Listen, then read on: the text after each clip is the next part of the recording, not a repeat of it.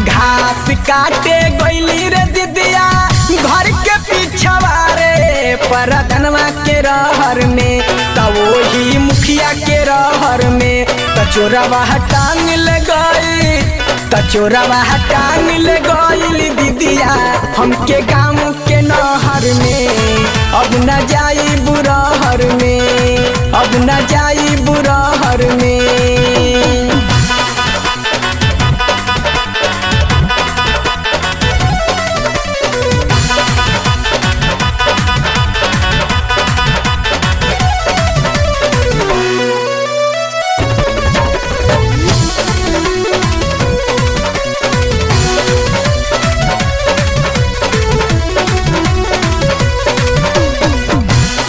पल समान हमरो कोइलस जियान हो